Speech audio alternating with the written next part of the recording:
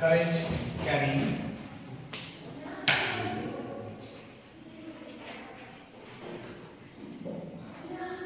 conductor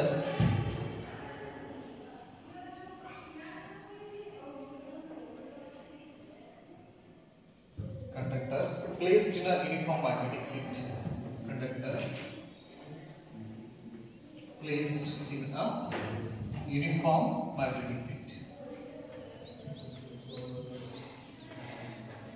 Uniform magnetic field.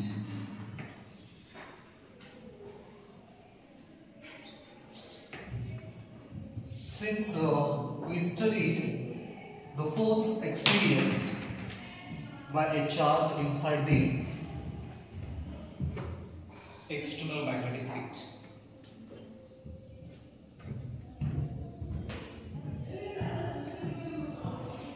when we pass an electric charge in the uniform or a non-uniform magnetic field,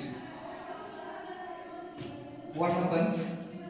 The charge experiences a magnetic force. The direction of the magnetic field is from north to south outside the magnet.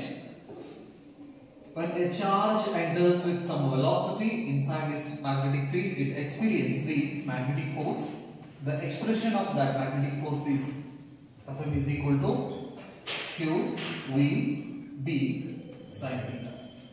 Here Q stands for what? Charge, magnitude of the charge, and V stands for velocity of the charge particle, and D stands for magnetic field, and theta stands for angle between velocity vector and magnetic field. So hagadre theta madhe edrudra madhe angle, velocity madhe magnetic field. So we don't have any device to measure the electric charge. We have a device to detect the electric charge. Nam kade devices electric charge na ಏನಪ್ಪಾ ಅಂತ ಹೇಳಿದ್ರೆ detect ಮಾಡುವಂತ missions ಇದಾವ ಹೊರತು devices ಇದಾವ ಹೊರತು ಅದನ್ನ ಏನು ಮೆಜರ್ ಮಾಡ್ತಕ್ಕಂತ ಡಿವೈಸ್ ಇಲ್ಲ. ಎಷ್ಟು ಚಾರ್ಜ್ ಏನ್ ಕತಿ ಅಂತ ಹೇಳಿ ಚಾರ್ಜ್ ಟ್ರಾನ್ಸ್ಫರ್ ಆಗ್ತೈತಿ ಅಂತ ಹೇಳ್ತೀವಿ, ಚಾರ್ಜ್ ಆಗೈತಿ ಅಂತ ಹೇಳಕ್ ನಮ್ಮ ಕಡೆ ಕೆಲವೊಂದಿಷ್ಟು ಡಿವೈಸ್ ಅನ್ನು ಯೂಸ್ ಮಾಡ್ಕೋತೀವಿ ನಾವು. For example gold leaf electroscope. That is the device. With the help of that device, we can detect the presence and polarity of the charge particles. ಹೌದಾ, ಎಷ್ಟು ಏನು ಎಷ್ಟು ಚಾರ್ಜ್ ಪಾಸ್ ಆಗ್ಯಾವು ಅನ್ನೋದೇನಾದರೂ ಡಿಟೆಕ್ಟ್ ಮಾಡಕ್ಕೆ ಯಾವುದಾದ್ರೂ ಡಿವೈಸ್ ನ ಡಿಸ್ಕಷನ್ ಮಾಡಿದಾರ ನೋಡ್ರಿ. Rubbing process, conduction and induction process ಇಂದ ಆಬ್ಜೆಕ್ಟ್ ಚಾರ್ಜ್ ಆಗ್ತೈತಿ ಅಂತ ಹೇಳ್ತೀವಿ ನಾವು. ಹೌದಾ, ಹಾಗಾದ್ರೆ ಎಷ್ಟು ಚಾರ್ಜ್ ಟ್ರಾನ್ಸ್ಫರ್ ಆಗ್ಯಾವು? Number of charges transferred from one body to another body. We don't have any device. We have a device to detect whether the body is charged or not. What type of charge accumulates on that body? ಯಾವುದು gold leaf electroscope ದಲ್ಲಿ. ಹಾಗಾಗಿ ಇಲ್ಲಿ ಈ expressions ದಲ್ಲಿ Q ಅನ್ನೋದಿದೆ, ಇದನ್ನ ನಾವೇನ್ ಮಾಡ್ಕೋತೀವಿ, current ಗೆ ಕನ್ವರ್ಟ್ ಮಾಡ್ಕೋತೀವಿ. Right, let's consider uniform magnetic field.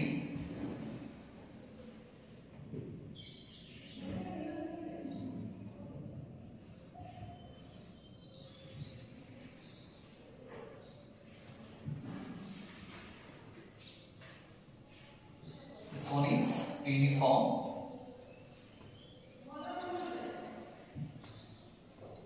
magnetic field, and this is the direction of what? Magnetic field. ಅಂದ್ರೆ ಈ ಕಡೆ ಯಾವ ಪೋಲ್ ಇರ್ತಿದೆ? North pole. ಈ ಸೈಡ್ ಸೌತ್ ಪೋಲ್.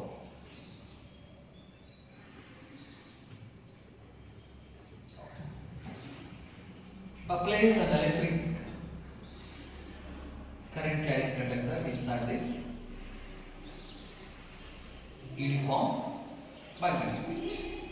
ಈ ರೀತಿ ಒಂದು ಕಂಡಕ್ಟರ್ ನಾವು ತಗೋತೀವಿ. This is a conductor. Let's consider L stands for length of the conductor. ಬರ್ಕೋತಾಂತೀರಾ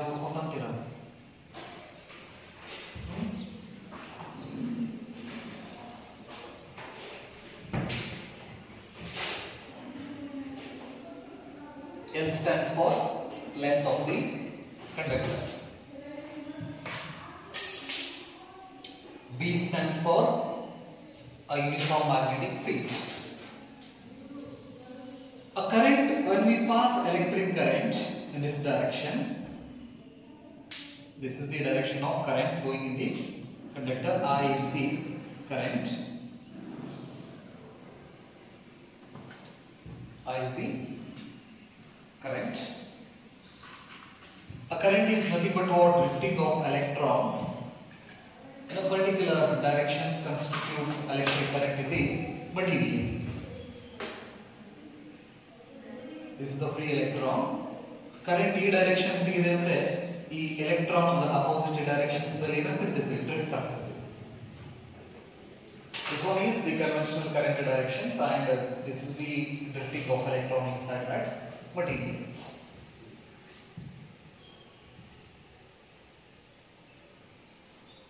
These moving charges inside this uniform magnetic field experience the magnetic force. When we place a current carrying conductor inside a magnetic field, the charges which are moving inside that material experience the magnetic force, and we have the expression of that magnetic force. Fm is equal to QVB sin theta, right?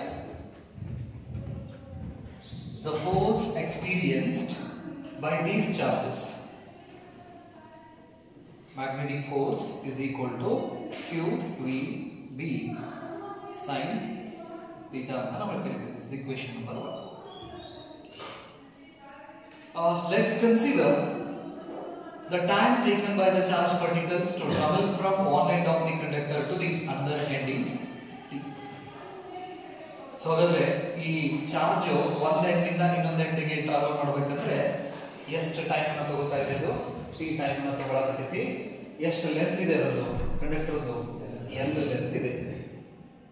ಹಾಗಾದ್ರೆ with the help of this length and time we can write the velocity of the charged particle is velocity is equal to displacement divided by time.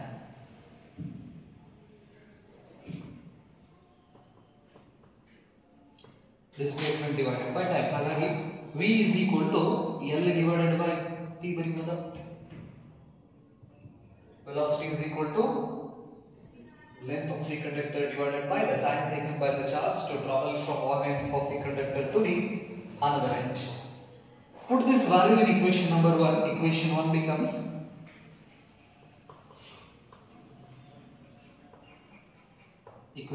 becomes that is Fm is equal to Q V generally L B sin theta divided by T.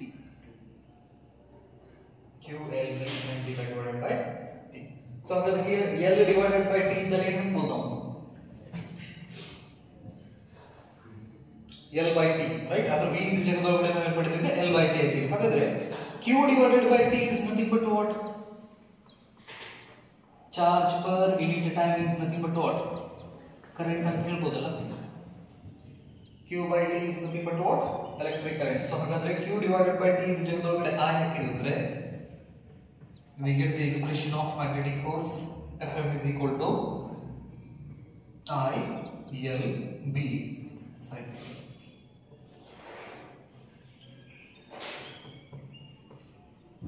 I L B sin.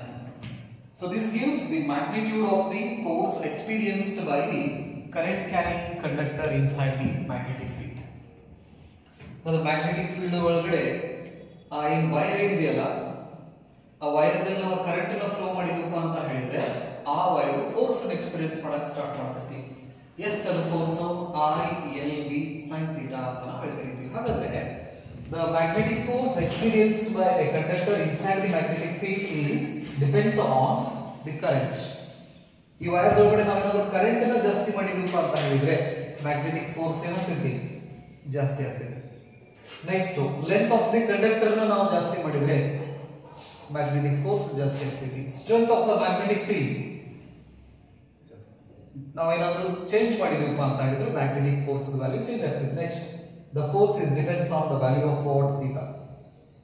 Theta ಮೇಲ್ಗಡೆನೂ ಕೂಡ ಏನಿದೆ magnetic force depend ಆಗಿದೆ. ಈಗ current constant ಇದೆ, length of the wire constant ಇದೆ, magnetic field ಕೂಡ constant ಇದೆ ಅಂದ್ರೆ the strength of the magnetic force is depends on the value of what theta. ಹಾಗಾಗಿ ಈ ಥೀಟಾ ಸ್ಪೆಷಲ್ ಕೇಸಸ್ ಅನ್ನು ನಾವು ಏನು ಮಾಡಬೇಕು ನೋಡಬೇಕು. ಅದಕ್ಕಿಂತ ಮುಂಚೆ a force is a vector quantity, therefore we have to write this in a vector form or vector notation. In vector notations, vector F is equal to, current is a scalar quantity, L cross B. So here this L cross is the length vector ಅಂತ ಕರೀತೀವಿ. Length vector. Vector form of magnetic force experienced by a conductor inside the magnetic field. Baroda? So ಈ equations ನಮಗೆ magnitude ನ ಕೊಟ್ರೆ directions ಗೆ ನಾವು ಏನು ಮಾಡ್ತೀವಿ ಅಂದ್ರೆ ಫ್ಲೇಮಿಂಗ್ ಲೆಫ್ಟ್ ಹ್ಯಾಂಡ್ ರೂಲ್ ಅನ್ನು ನಾವು ಯೂಸ್ ಮಾಡ್ತೀವಿ, ರೈಟ್? ಕೆಳಗಡೆ to get the direction of the ಬರೋದಾ? ಕೆಳಗಡೆ to get the direction of the magnetic force. To get the direction of magnetic force, we use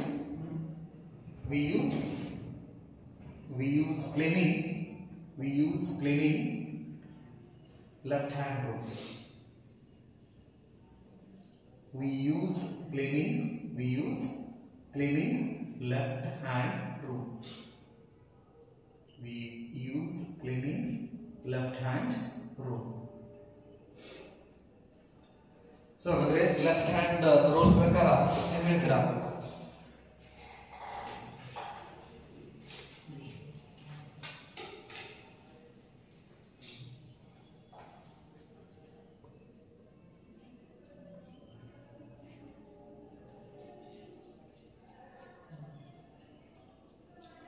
The forefinger indicates the direction of the magnetic field. The middle finger indicates the direction of current and the thumb indicates the direction of force. So according to the Fleming left hand rule, forefinger indicates the direction of what? Magnetic field. Middle finger indicates the direction of current. Thumb indicates the direction of force. ಅಂತ ನಾವು ಕರೀತೀವಿ. ಬರೋದಾ?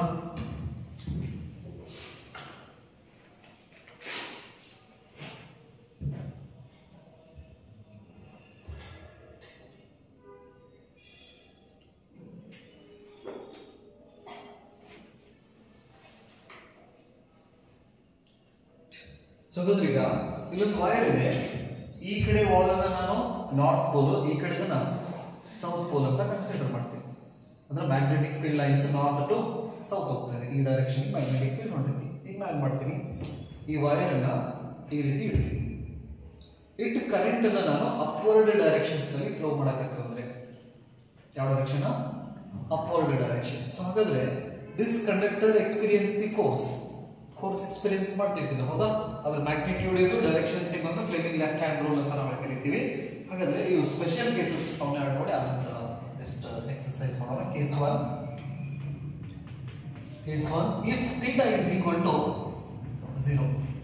If theta is equal to 0 ಅಂದ್ರೆ sin 0 value 0. sin 0 value 0 ಆಯ್ತಂದ್ರೆ what it means, the direction of the magnetic field and the direction of the length vector are in the same directions. The parallel magnetic field lines wire ಇರುತ್ತಲ್ಲ, ಎರಡು parallel ಇದ್ದಪ್ಪ ಅಂತ ಹೇಳಿದ್ರೆ the magnetic force F is equal to 0. In case 2, if theta is equal to 90 degree, sin 90 is equal to 1. It means the direction of magnetic field and the direction of length vector theta is equal to 90 degree ಆಗೋದ್ರಿಂದ Fm is equal to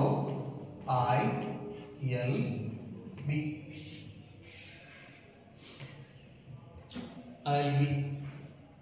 It experiences what? Maximum magnetic force.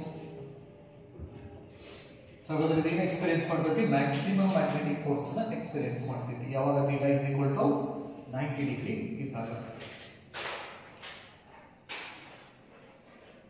ಬರಲ್ಲ ಹಾಗಾದ್ರೆ ಈ expressions ಇಂದ ನಾವು ಏನು ಮಾಡಬಹುದು current expressions ನೋಡ್ರಿ I is equal to F divided by L into V ಬರೀಬಹುದು ಕರೆಂಟ್ ಎಕ್ಸ್ಪ್ರೆಷನ್ ಅನ್ನ ಮ್ಯಾಗ್ನೆಟಿಕ್ ಎಕ್ಸ್ಪ್ರೆಷನ್ ಅನ್ನ F divided by I into L ಅಂತ ಬರೀಬಹುದು ಅಂದ್ರೆ with the help of these equations we can make the expression of electric current and magnetic field ಬರದಾ ಇದು ಇವಾಗ ಸ್ವಲ್ಪ directions ಅದನ್ನ ನೋಡೋಣ ಇಲ್ಲಿ ತನಕ ಹೇಳೋ ಸೊ ಅಂದ್ರೆ ಈ ಕಾನ್ಸೆಪ್ಟ್ ಇಷ್ಟೇ ಏನಂದ್ರೆ ಮ್ಯಾಗ್ನೆಟಿಕ್ ಫೀಲ್ಡ್ ಒಳಗಡೆ ಒಂದು ವೈರ್ ಅನ್ನ ಇಟ್ಟು ಅದರೊಳಗಡೆ ಕರೆಂಟ್ ಅನ್ನ ಪಾಸ್ ಮಾಡಿದ್ರೆ ಆ ವೈರ್ ಫೋರ್ಸ್ ಅನ್ನು ಎಕ್ಸ್ಪೀರಿಯನ್ಸ್ ಮಾಡ್ತಿದ್ವಿ ಏನ್ ಮಾಡ್ತಿದ್ವಿ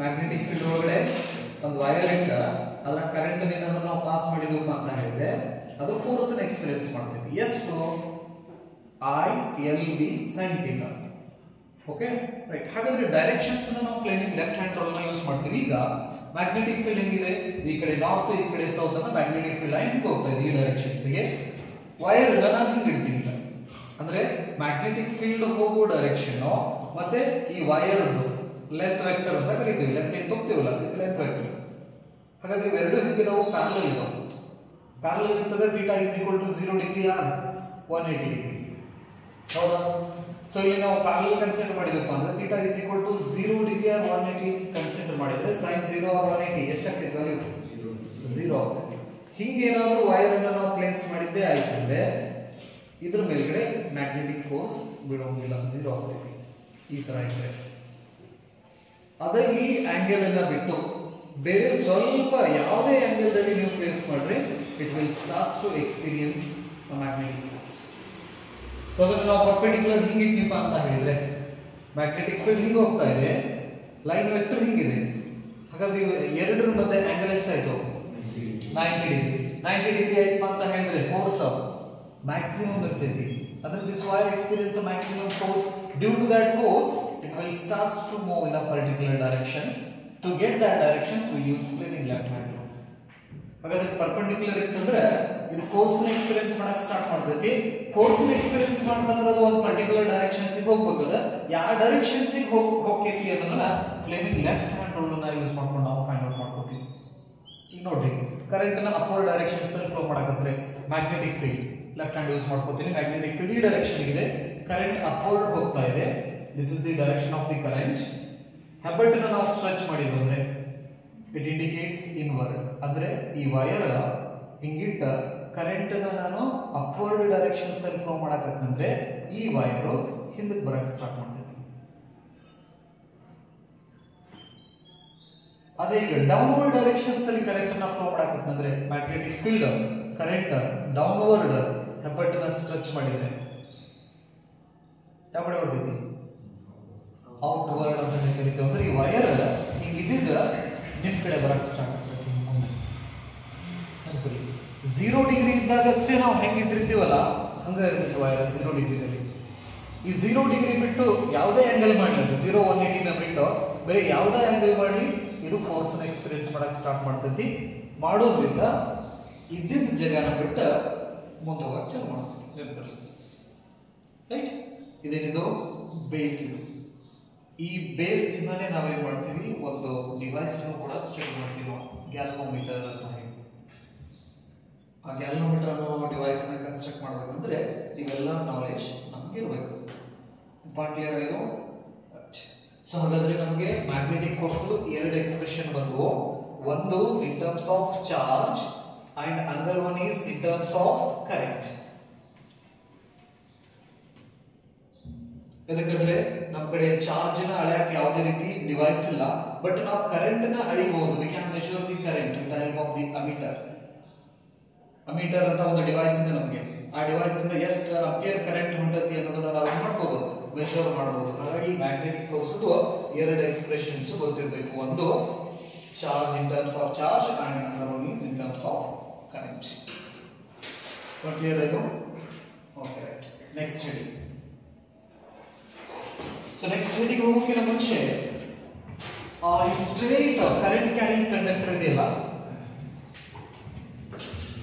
ಒಂದು ಸ್ಟ್ರೇಟ್ ಕರೆಂಟ್ ಕ್ಯಾರಿಂಗ್ ಕಂಡಕ್ಟರ್ ಅಲ್ಲಿ I ಕರೆಂಟ್ ಅನ್ನು ನಾವು ಫ್ಲೋ ಮಾಡಿದ್ರೆ it produces a magnetic field around it. The shape of the magnetic field around that current carrying conductor is a concentric circles, right? At a point P, it has a distance r. At point P, if I consider a point P at a distance r, the strength of the magnetic field is V is equal to mu naught I divided by 2 pi r. ಈ expressions ಅನ್ನು ಮಾಡಿ ನಾವು already. ಅಂದ್ರೆ ಒಂದು wire ಅನ್ನು ತಗೊಂಡು ಆ wire ಅಲ್ಲಿ ಕರೆಂಟ್ ಅನ್ನು ಫ್ಲೋ ಮಾಡಿದ್ರು ಅಂದ್ರೆ ಅದರ ಸುತ್ತಲೂ ಮ್ಯಾಗ್ನೆಟಿಕ್ ಫೀಲ್ಡ್ ಪ್ರೊಡ್ಯೂಸ್ ಆಗುತ್ತೆ. ಹಾಗಾದ್ರೆ ಮ್ಯಾಗ್ನೆಟಿಕ್ ಫೀಲ್ಡ್ ಒಂದು r ಅನ್ನೋ ಡಿಸ್ಟೆನ್ಸ್ ದಲ್ಲಿ ಎಷ್ಟು ಇರ್ತೈತಿ ಅಂತ ಹೇಳಿದ್ರೆ mu naught I divided by 2 pi r ಅಂತ ನಾವು ಕರೀತೀವಿ.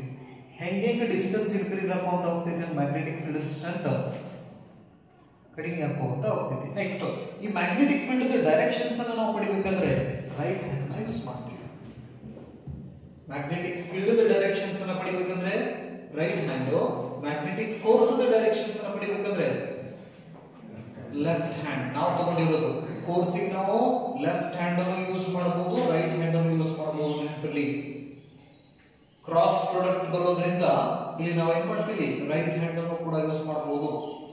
ಬಟ್ ಜಾಸ್ತಿ ನಾವು ಕನ್ಫ್ಯೂಸ್ ಆಗ್ಬೇಕು ಅನ್ನೋ ಸಂಬಂಧ ನಾವು ಏನ್ ಮಾಡ್ತೀವಿ, ಪ್ಲೇನಿಂಗ್ ಲೆಫ್ಟ್ ಹ್ಯಾಂಡ್ ರೂಲ್ ಅನ್ನು ಯೂಸ್ ಮಾಡ್ತೀವಿ. ರೈಟ್, ಇದೆಲ್ಲ cross product L cross B ಅಂತ ಇದೆಲ್ಲ, ಇದಕ್ಕೆ ನಾವು ರೈಟ್ ಹ್ಯಾಂಡ್ ಅನ್ನು ಕೂಡ ಯೂಸ್ ಮಾಡ್ಕೊಂತೀವಿ. ನೆನಪಿರಲಿ, ರೈಟ್. ಸರಿ, ಹಾಗಾದ್ರೆ ಮ್ಯಾಗ್ನೆಟಿಕ್ ಫೀಲ್ಡ್ ಎಕ್ಸ್ಪ್ರೆಷನ್ ಡೈರೆಕ್ಷನ್ ಗೆ ರೈಟ್ ಹ್ಯಾಂಡ್, ಇದು ಮ್ಯಾಗ್ನೆಟಿಕ್ ಫೋರ್ಸ್ ಎಕ್ಸ್ಪ್ರೆಷನ್ ಡೈರೆಕ್ಷನ್ಸ್ ಗೆ ಫ್ಲೇಮಿಂಗ್ ಲೆಫ್ಟ್ ಹ್ಯಾಂಡ್ ರೂಲ್ ಅನ್ನು ಯೂಸ್ ಮಾಡ್ಕೋತೀವಿ. ಇವರಲ್ಲಿ ಏನಾದರೂ ಡೌಟ್? ಏನೋ ಡೌಟ್ ಇಲ್ಲ, ಇದು ಕ್ಲಿಯರ್. ಮ್ಯಾಗ್ನೆಟಿಕ್ ಫೀಲ್ಡ್ ಗೆ ಡೈರೆಕ್ಷನ್ ಪಡಿಬೇಕಂದ್ರೆ ಯಾವ ಹ್ಯಾಂಡ್ ಯೂಸ್ ಮಾಡ್ತೀರಾ? Magnetic field is right hand, magnetic force left hand. Clear ಇರಲಿ, ಯಾಕಂದ್ರೆ ಮುಂದೆ ಇವನ್ನ ಹ್ಯಾಂಡ್ಸ್ ಮತ್ತೆ ಬೇರೆ ಬೇರೆದಕ್ಕೆ ಯೂಸ್ ಮಾಡ್ಕೋತೀವಿ ನಾವು. ಅದಕ್ಕೆ ಮ್ಯಾಗ್ನೆಟಿಕ್ ಫೀಲ್ಡ್ ಗೆ ರೈಟ್ ಹ್ಯಾಂಡ್, ಮ್ಯಾಗ್ನೆಟಿಕ್ ಫೋರ್ಸ್ ಗೆ left hand, right. Okay, next heading up ಮಾಡಿ force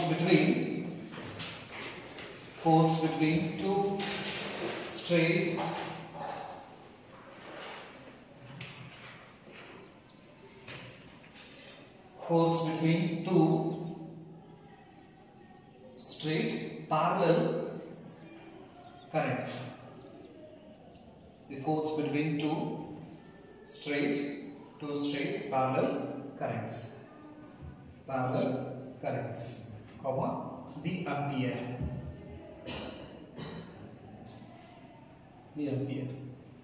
Bardha? So this is important. ಇದನ್ನ ರಿಪೀಟೆಡ್ಲಿ ಆನ್ಯುವಲ್ ಎಕ್ಸಾಮ್ಸ್ ಗೆ ಕೇಳಿದ್ದೀರಿ concept.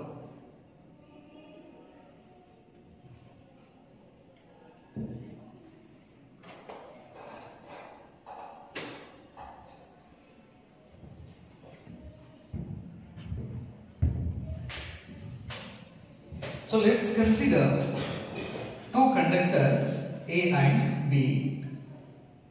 These two are the infinite conductor. ಇದಕ್ಕೆ ನಾವು A ಅಂತ ಹೆಸರು ಕೊಡ್ತೀವಿ, conductor A. The another conductor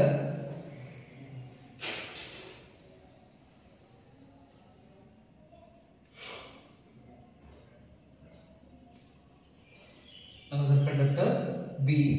They are placed at a distance D. Distance D.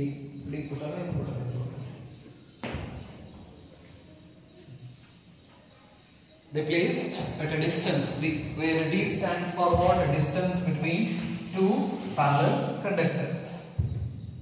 D andre ಏನು ಹೇಳ್ತೀರಾ? Distance between two parallel conductors.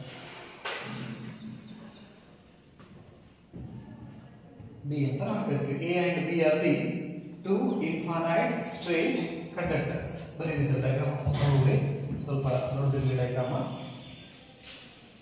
First ನೋಡ್ರಿ, ಇಲ್ಲ ಆಗಲ್ಲ. Consider IA is the current flowing in the A conductor and IB is the current flowing in the B conductors. And L stands for what? Length of the conductors. The diagram first.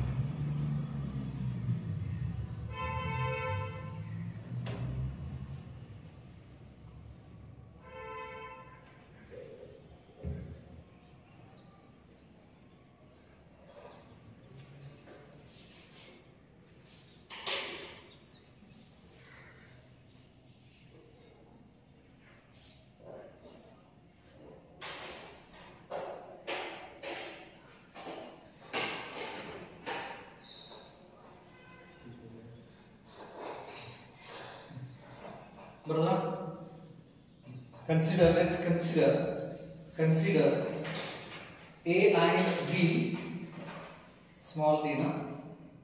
Consider A and B are the two parallel conductors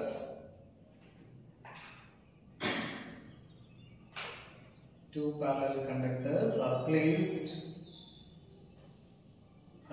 at a distance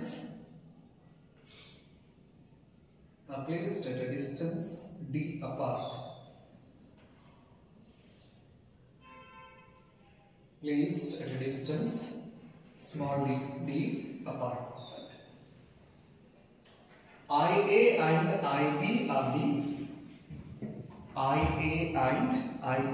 the current flowing through them. IA and IB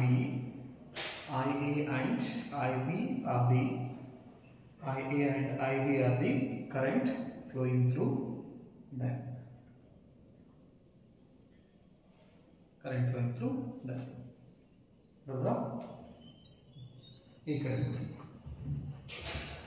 So when we flow electric current, just hಂಗೆ ಈ B conductor ಇಲ್ಲ ಅಂತ ತಿಳ್ಕೊಳ್ಳಿ, A conductor ಒಂದೇ ಇದೆ.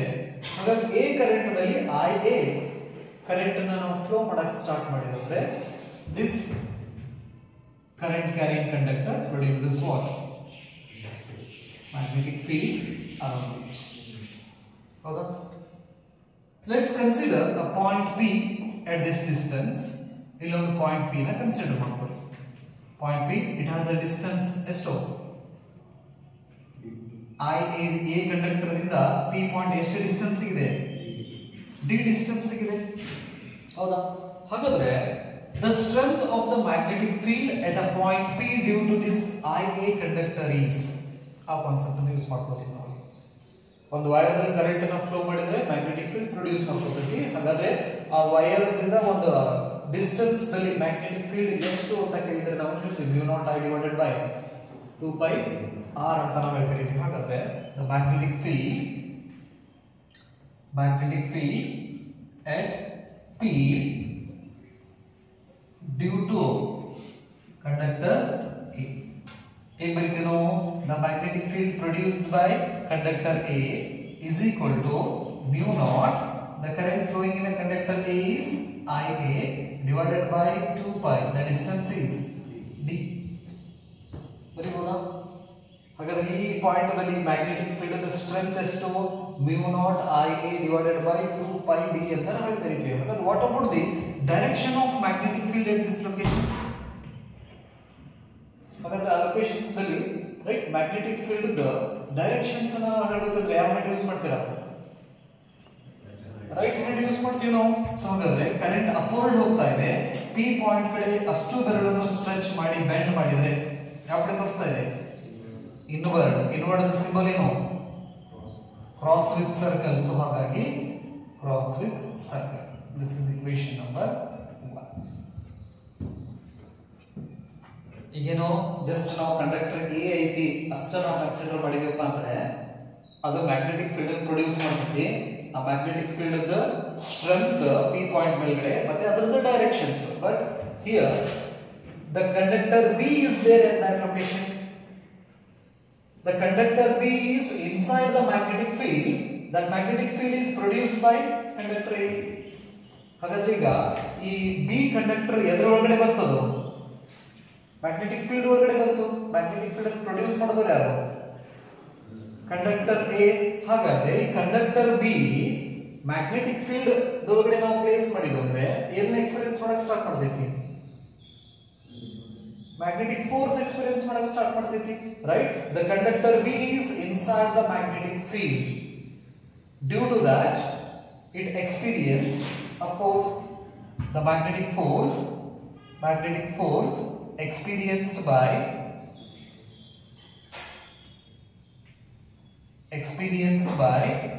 conductor B at point P. ಹಾಗಾದ್ರೆ at point P ದಲ್ಲಿ B conductor force ಎಷ್ಟು experience ಮಾಡ್ತೈತಿ? The force experienced by conductor B due to conductor A is equal to expression ಏನಿದೆ? ಕರೆಂಟ್ ಎಷ್ಟು ಫ್ಲೋ ಆಗ್ತಾ ಇದೆ ಇದರಲ್ಲಿ? IB current. Next length L. Magnetic field produce ಮಾಡಿದವರು ಯಾರೀಗ ಮ್ಯಾಗ್ನೆಟಿಕ್ ಫೀಲ್ಡ್ ಅನ್ನ? First conductor A conductor B conductor A conductor. So ಹಾಗಾಗಿ BA. Next sin theta. Here theta stands for what? Angle between the length vector and magnetic field. ಹೌದಾ?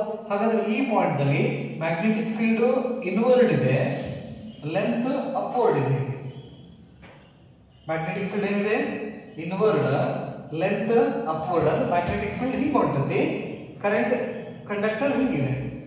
Angle ಎಷ್ಟಾಗ್ತದೆ? 90 degree, right? Here the theta is equal to 90 degree. Theta is equal to 90 ಆಯ್ತಂದ್ರೆ sin 90 value 1. Expression ಏನಾಗ್ತೈತಿ?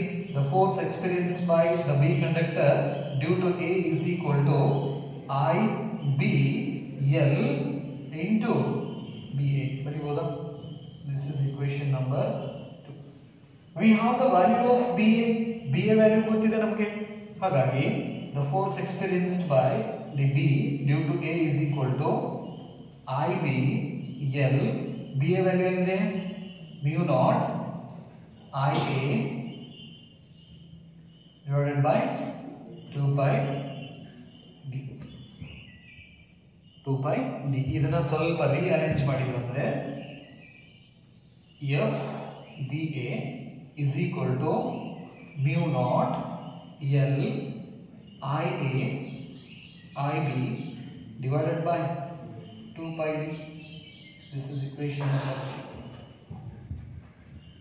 However, this is the expression of a magnetic force experienced by the second conductor due to first conductor. ಅಂದ್ರೆ first conductor ದಲ್ಲಿ ನಾವು current flow ಮಾಡಿದ್ವಿ ಅಂದ್ರೆ magnetic field produce ಮಾಡ್ತೈತಿ. ಆ magnetic field ಒಳಗಡೆ ಬಿ ಕಂಡಕ್ಟರ್ ಬರ್ತೈತಿ. ಬಿ ಕಂಡಕ್ಟರ್ ಫೋರ್ಸ್ ಅನ್ನು ಎಷ್ಟು ಎಕ್ಸ್ಪೀರಿಯನ್ಸ್ ಮಾಡಕತ್ತೈತಿ? ಇಷ್ಟು ಫೋರ್ಸ್ ಅನ್ನು ಎಕ್ಸ್ಪೀರಿಯನ್ಸ್ ಮಾಡಕತ್ತೈತಿ. Unit of force is newton. To get the direction of this force, we use Fleming left hand rule. ಅದರ Fleming left hand rule ಪ್ರಕಾರ ಈ ಪಾಯಿಂಟ್ ದಲ್ಲಿ ಮ್ಯಾಗ್ನೆಟಿಕ್ ಫೀಲ್ಡ್ ಇನ್ವರ್ಡ್ ಇದೆ, ನೆಕ್ಸ್ಟ್ ಕರೆಂಟ್ ಅಪ್ವರ್ಡ್ ಹೋಗ್ತಾ ಇದೆ. Left hand ಪ್ರಕಾರ the magnetic field is inward, the current is flowing in upward directions. When we stretch the thumb, this thumb indicates towards conductor A. ಹಾಗಾಗಿ the force experienced by this B conductor in this direction towards conductor A. Therefore, it is towards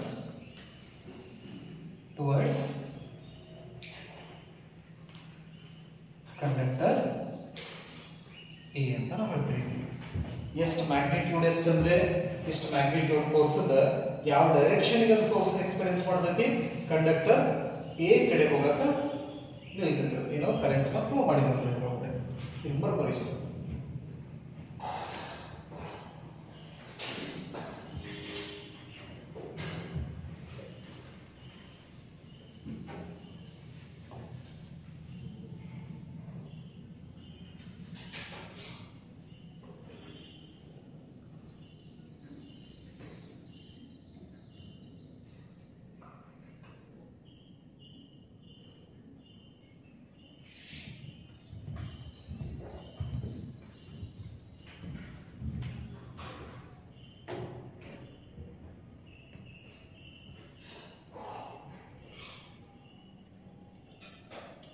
ಇದೇನಿದು A ಕಂಡಕ್ಟರ್ದಲ್ಲಿ current ಅನ್ನ flow ಮಾಡಿದಾಗ B conductor experience ಮಾಡ್ತಕ್ಕಂಥ force ಅದರದ್ದು direction.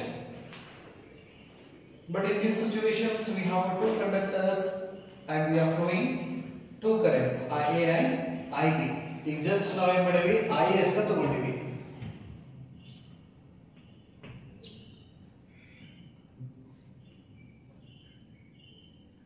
Now let's consider another conductor, that is a B conductor. So if we flow electric current through this B conductor, what happens? It produces magnetic field around it. ಹೌದಾ? ಇದು ಕೂಡ ಏನು ಮಾಡ್ತದೆ ಅದರ ಸುತ್ತಲೂ magnetic field ಅನ್ನು produce ಮಾಡ್ಕೊಳ್ತೈತಿ. ಹಾಗಾದ್ರೆ at a distance d, the strength of the magnetic field produced by the B conductor is,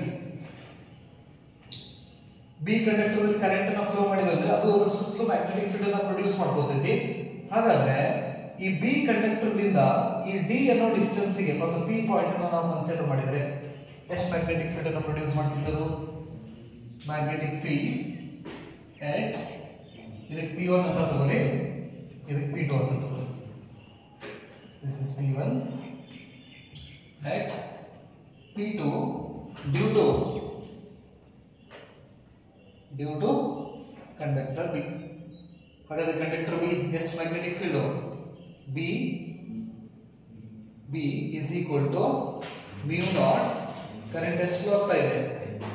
IB divided by 2 pi d. What about the direction there? Magnetic field the directions ಏನು ಹೇಳ್ಬೇಕಂದ್ರೆ ಯಾವ hand use ಮಾಡ್ತೀರಾ?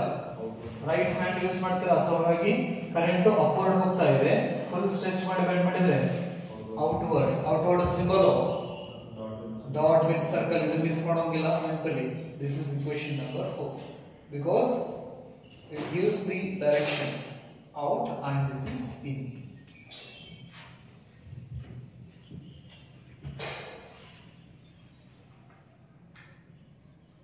Now conductor A is inside the magnetic field. That magnetic field is produced by conductor B. ಹಾಗಾದ್ರೆ ಈ conductor A ಯಾವುದರ ಒಳಗಡೆ ಬಂತು? Magnetic field ಒಳಗಡೆ ಬಂತು. ಆ ಮ್ಯಾಗ್ನೆಟಿಕ್ ಫೀಲ್ಡ್ ಅನ್ನು ಪ್ರೊಡ್ಯೂಸ್ ಮಾಡೋದು ಯಾರು? Conductor B. ಹಾಗಾದ್ರೆ ಈ A ಕಂಡಕ್ಟರ್ ಕೂಡ ಮ್ಯಾಗ್ನೆಟಿಕ್ ಫೋರ್ಸ್ ಅನ್ನು experience ಮಾಡ್ತಿತ್ತಲ್ಲ.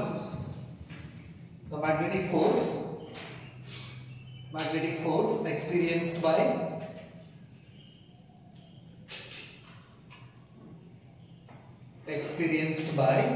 conductor A at P2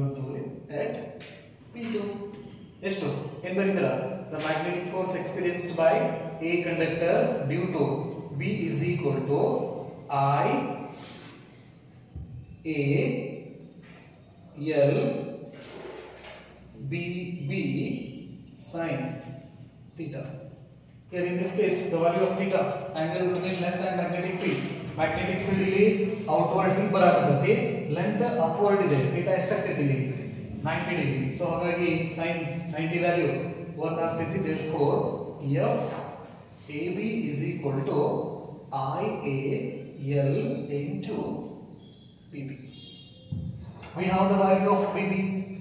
Therefore F AB is equal to IAL mu naught IB whole divided by 2 pi B.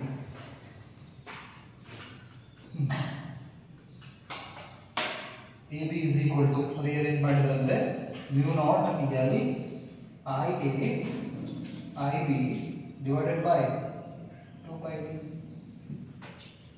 This is what the expression which gives the magnitude of the force experienced by conductor A due to conductor B. The direction of force, magnetic field ಇಲ್ಲಿ outward ಇದೆ, current upward ಹೋಗ್ತಾ ಇದೆ. So ಹಾಗಾದ್ರೆ magnetic field is outward, the current is upward. The direction of force is towards conductor B. This is the direction of force experienced by conductor A due to B towards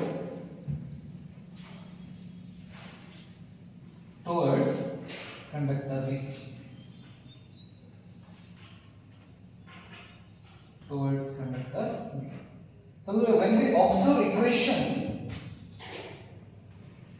3 and 5, ಹಾಗಾದ್ರೆ equation 3 ಮತ್ತು equation 5 ನ ಎರಡು observe ಮಾಡಿದ್ರೆ the magnitude of the force is remain same.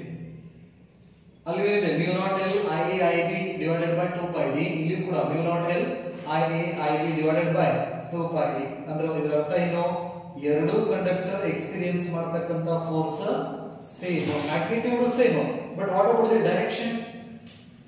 Direction is opposite, therefore we can write FAB is equal to minus FBA.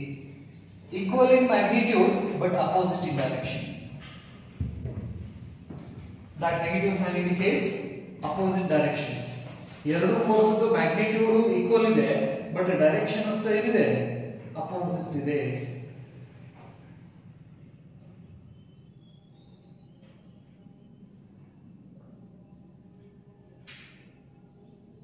ಬರುತ್ತಾ?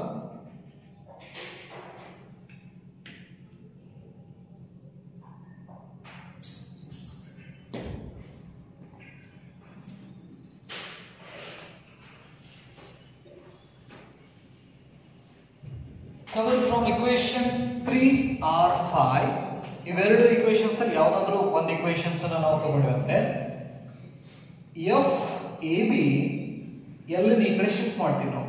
L is equal to mu naught IA IB divided by 2 pi. So here FAB divided by force divided by length is nothing but what? Force per unit length ಅಂತ ನಾವು ಕರಿತೀವಿ. Force per unit length. Force per unit length. ಇದೊಂದು equations ಬರ್ಕೋರಿ. Force per unit length and its unit is Newton per meter. With the help of these expressions, we can define 1 ampere of electric current. So, ಈ expressions ದಿಂದ 1 ampere current ಅಂದ್ರೆ ಎಷ್ಟು ಅನ್ನೋದನ್ನ ನಾವು ಏನು ಮಾಡ್ತೀವಿ? Decide ಮಾಡ್ತೀವಿ. ठीक है ना?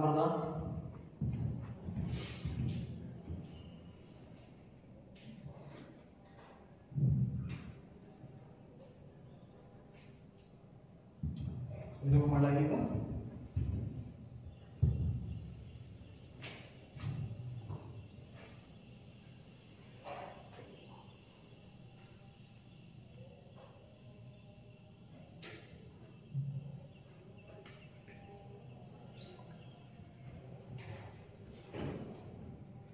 Force per unit length. ನಿಮಗೆ ಏನಾದರೂ ಡೆರಿವೇಷನ್ಸ್ ಏನಾದರೂ ಕೇಳಿದ್ರಪ್ಪ ಅಂದರೆ ಇಲ್ಲಿ ತರ ಮಾಡಿ.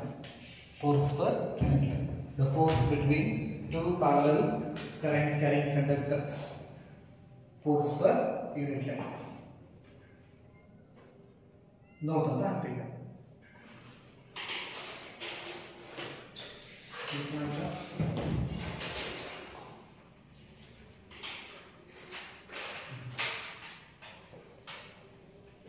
ಇದನ್ನ ನಾವು ಏನು ಬರಿತೀವಿ? ಸ್ಮಾಲ್ ಎಫ್ ಇಂದ ರಿಪ್ರೆಸೆಂಟ್ ಮಾಡ್ತೀವ. ಇದು ಬರೋದು F is equal to capital AB divided by L. Small F ನಾವು ಏನಂತ ಕರಿತೀವಿ? ಫೋರ್ಸ್ ಪರ್ ಯೂನಿಟ್ ಲೆಂತ್ ಅಂತ ಹೇಳ್ತೀವಿ. ಇದನ್ನ ಕಾಂಪಿಟೇಟಿವ್ ಎಕ್ಸಾಮ್ಸ್ ಕೂಡ ಈ ಫಾರ್ಮುಲಾ ಬಹಳ ಯೂಸ್ ಮಾಡ್ಕೊಂಡಿದ್ದಾರೆ. ಫೋರ್ಸ್ ಪರ್ ಯೂನಿಟ್ ಲೆಂತ್ ಅಂದ್ರೆ F divided by L. ಅದನ್ನ ಸ್ಮಾಲ್ ಎಫ್ ಇಂದ ರಿಪ್ರೆಸೆಂಟ್ ಮಾಡ್ತೀವಿ ನೆನಪಲ್ಲಿ.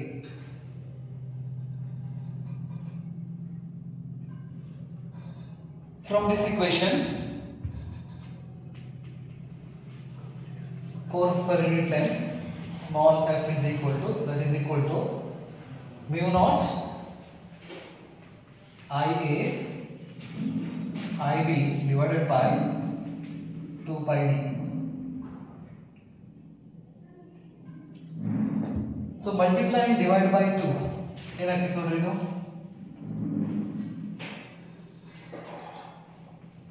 4 pi 2 IA IB divided by d. ಬರೀ ಹೋದ because we know the value of mu naught divided by 4 pi. ಎಷ್ಟು 10 to the power minus 7 into 2 IA IB divided by D ಅಂತ ನಾವು ಕರೀತೀವಿ. ಸೊ ಹಾಗಾದ್ರೆ ಇದನ್ನ ಹೇಗೆ ಬರೀತೀವಿ ನಾವು 2 into 10 to the power minus 7 IA IB divided by D. This is a force per unit length. If the distance between the two conductors, ಎರಡರ ಮಧ್ಯೆ distance ಏನಿದ್ರೆ, if D is equal to 1 meter, if D is equal to 1 meter, then consider IA is equal to IB is equal to 1 ampere. ಒಂದು ವೇಳೆ ಇವೆರಡೂ wire ಅನ್ನ 1 metre distance ನಲ್ಲಿ ನಾವು place ಮಾಡಿ ಇವೆರಡೂ ವೈರ್ ದಲ್ಲಿ ಈಕ್ವಲ್ ಅಮೌಂಟ್, ಸೊ ಅದು 1 ಆಂಪಿಯರ್ ಕರೆಂಟ್ ಏನಾದ್ರೂ ಫ್ಲೋ ಆಗಕತ್ತಿತ್ತಂದ್ರೆ the force per unit length is equal to ಎಷ್ಟಾಗ್ತದೆ, D is equal to 1 ಹಾಕ್ರಿ, IA IB is equal to 1 ಹಾಕಿದ್ರಪ್ಪ ಅಂದ್ರೆ force per unit length is equal to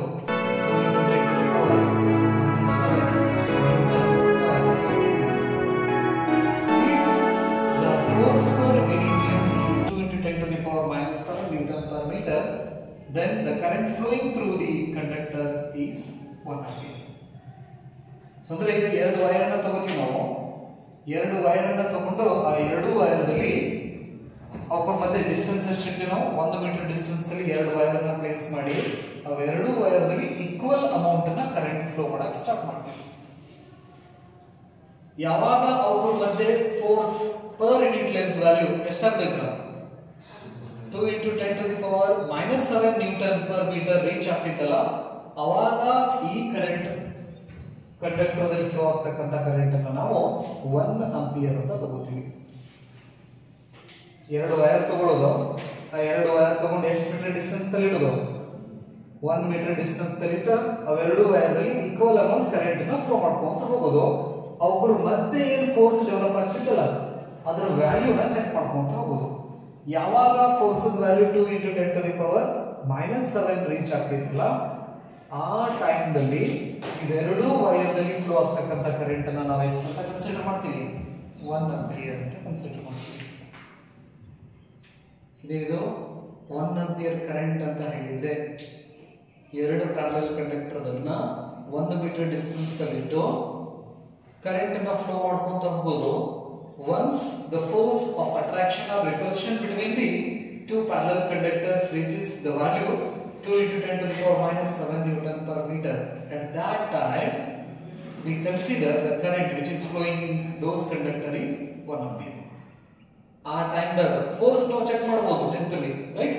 ಎರಡು wires ನಾವು ಹಿಂಗ್ fix ಮಾಡಿ ಒಂದನ್ನ ಬಾಡಿ ಫಿಕ್ಸ್ ಮಾಡೋದು, ಇನ್ನೊಂದನ್ನ ಈ ಕಡೆ ಒಂದೇನೋ ಹ್ಯಾಂಡ್ ಯೂಸ್ ಮಾಡಿ ಫಿಕ್ಸ್ ಮಾಡಿದ್ರೊಳಗಡೆ ಕರೆಂಟ್ ಅನ್ನ ಫ್ಲೋ ಮಾಡಕತ್ತೀವಿ ಅಂದ್ರೆ ಇವರ ಮಧ್ಯೆ ಫೋರ್ಸ್ ಡೆವಲಪ್ ಆಗ್ತೈತಿ. ಆ ಫೋರ್ಸ್ ಅನ್ನ ನಾವು ಮೆಜರ್ ಮಾಡಬಹುದು ನೆನಪಲ್ಲಿ. ಫೋರ್ಸ್ ವ್ಯಾಲ್ಯೂ ಅಷ್ಟು ರೀಚ್ ಆತಂದ್ರೆ ಇದ್ರ ಒಳಗಡೆ ಹರಿತಕ್ಕಂತ ಕರೆಂಟ್ ಅನ್ನ ನಾವು 1 ಆಂಪಿಯರ್ ಅಂತ ಕನ್ಸಿಡರ್ ಮಾಡ್ಕೋತೀವಿ ನೆನಪಲ್ಲಿ. ಇದು ಅರ್ಥ ಆಯ್ತಾ ಹೆಂಗೆ?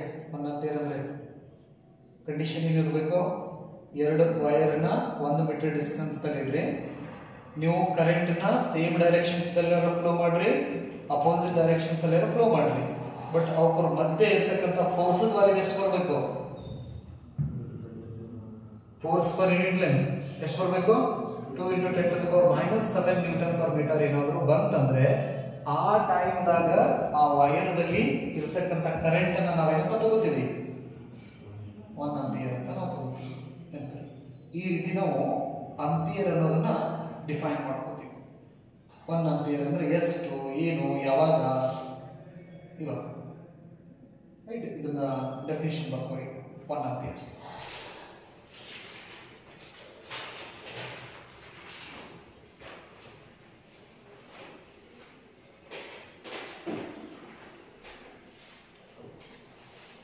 ampere is the current, ampere is the current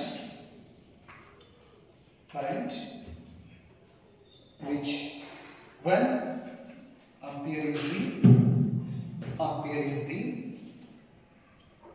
is the current which when flows through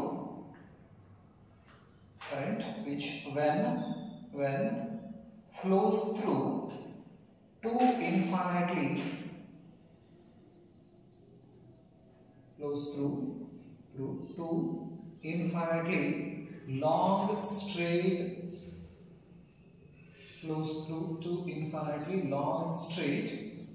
parallel conductors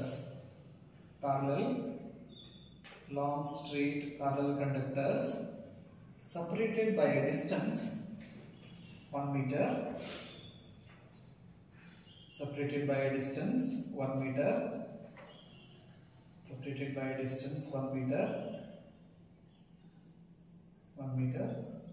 placed in free space,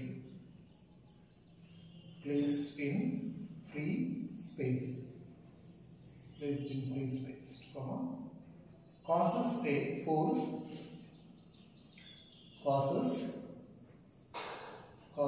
force of 2 into 10 to the power minus 7 Newton per meter.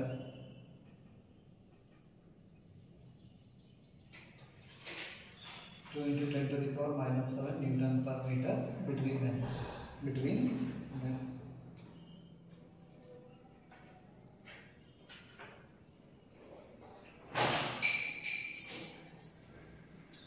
OR ಅಂತ ಹಾಕಿ. If two conductors are placed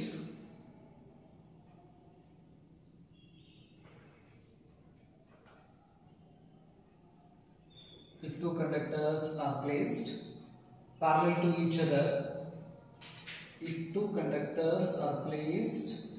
parallel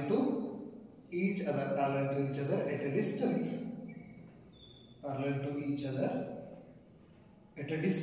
of 1 meter. Two conductors are placed parallel to each other at a distance of 1 meter and equal amount of current is flowing through them. Equal amount of current is flowing through them. So much as to produce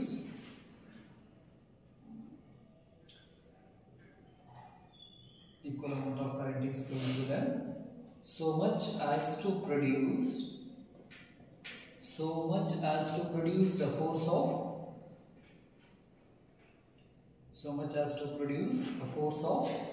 2 into 10 to the power minus 7 Newton. So much as to produce a force of 2 into 10 to the power minus 7 Newton per meter. ಯಾಕಂದ್ರೆ ಒಂದು metre ಅನ್ನಕ್ಕೆ 1 metre ತಗೊಂಡ್ತೀವಿ ನಾವು. Newton as per the problem. 2 into 10 to the power minus 7 Newton. Then that much of current is called ಏನಂತ ಹೇಳ್ತೀರಾ 1 ampere. ಈ statement ಅನ್ನು ಕೇಳ್ತಾರ, ಈ ಡೆರಿವೇಷನ್ಸ್ ಜೊತೆಗೆ 1 ಆಂಪಿಯರ್ ಅಂತ ಸ್ಟೇಟ್ಮೆಂಟ್ ಅನ್ನು ಬರೀಬೇಕು. ರೈಟ್, ಡಿಫೈನ್ ಸ್ಟೇಟ್ಮೆಂಟ್ ಅಂತ. ಇದಕ್ಕೆ 4 ಮಾರ್ಕ್ಸ್, ಆ ಸ್ಟೇಟ್ಮೆಂಟ್ ಗೆ 1 ಮಾರ್ಕ್ಸ್, 5 ಮಾರ್ಕ್ಸ್ ಕ್ವೆಶ್ಚನ್ ಇದೆ. ರೈಟ್, ಇವೆರಡು ಸ್ಟೇಟ್ಮೆಂಟ್ ಅಲ್ಲಿ ಯಾವುದಾದ್ರು ಒಂದು ಸ್ಟೇಟ್ಮೆಂಟ್ ಅನ್ನು ಬರೀಬೇಕು, ಪ್ರಾಬ್ಲಮ್ ಇಲ್ಲ. Next, if the current is flowing in the same directions, the force between these two conductors is attractive.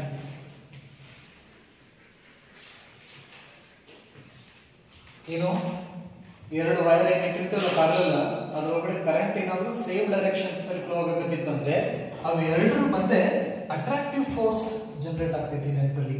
ಹಾಗಾಗಿ ಒಂದು ಪೋಲ್ ಇಂದ ಇನ್ನೊಂದು ಪೋಲಿಗೆ ವೈರ್, ಎಲೆಕ್ಟ್ರಿಕಲ್ ವೈರ್ಸ್ ಅನ್ನ ನಾವು ತಗೊಂಡು ಹೋಗ್ಬೇಕಂದ್ರೆ ಅವ್ರ ಮಧ್ಯೆ ಡಿಸ್ಟೆನ್ಸ್ ಇಟ್ಟಿರ್ತಾರೆ. ಪೋಲ್ ಟು ಪೋಲ್ ಪೂರಿಶ್ ಕಟ್ಬೋದಿತ್ತಲ್ಲ, ಸಪ್ರೇಟ್ ಒಂದು ವೈರ್ ಹಿಂಗೆ ಸಪ್ರೇಟ್ ಇಟ್ಟಿರ್ತಾರೆ.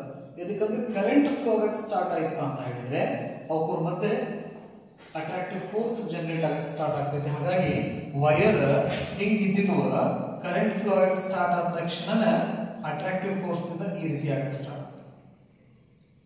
ಒಂದಕ್ಕೊಂದು ಜಗಕ್ಕೆ ಚಲೋ. ಸೊ ಹಾಗಾಗಿ ಅವ್ರ ಮಧ್ಯೆ ಏನು ಮಾಡ್ತಾರೆ, ಒಂದು ಪರ್ಟಿಕ್ಯುಲರ್ ಡಿಸ್ಟೆನ್ಸನ್ನು ಮೇಂಟೈನ್ ಮಾಡಿರ್ತಾರೆ pole to pole. Same direction ಸಿಗಿದಾಗ ಅಟ್ರಾಕ್ಟಿವ್ ಇರ್ತೈತಿ. ಅದೇ ಅಪೋಸಿಟ್ ಡೈರೆಕ್ಷನ್ಸ್ ಅಲ್ಲಿ ಫ್ಲೋ ಆಗತ್ತಂದ್ರೆ ರಿಪಲ್ಷನ್ ಇರ್ತೈತಿ. ಕರೆಂಟ್ ಒಂದು ಅಪ್ವರ್ಡ್ ಡೈರೆಕ್ಷನ್, ಇನ್ನೊಂದು ವೈರ್ನಲ್ಲಿ ಡೌನ್ವರ್ಡ್ ಇತ್ತಂದ್ರೆ ಇವ್ರ ಮಧ್ಯೆ ಬರ್ತಕ್ಕಂಥ ಫೋರ್ಸ್ ಯಾವುದು, ರಿಪಲ್ಸ್. ಬರ್ಕೋರಿ, ಸೇಮ್ ಡೈರೆಕ್ಷನ್ಸ್ ಹಾಕೋರಿ. If the current is in the same directions, the force between the conductor is attractive.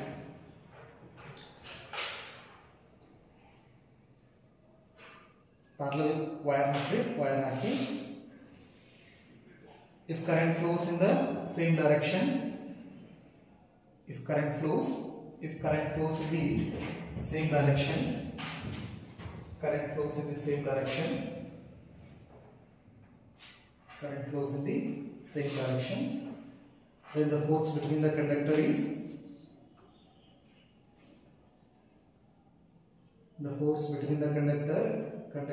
is attractive. Same direction ittandre attractive, opposite direction ittandre repulsive. Adonu barkoli. If the current flowing through the conductors are in opposite direction,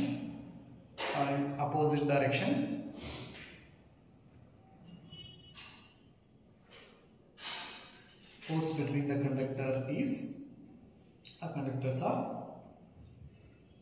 repulsive. ಇಷ್ಟು ಬರೋದನ್ನ ಇಡ್ರಿ. Next ಕ್ಲಾಸಲ್ಲಿ ಮತ್ತೆ ಮುಂದೆ continue ಮಾಡ್ತೀನಿ. Okay, thank you.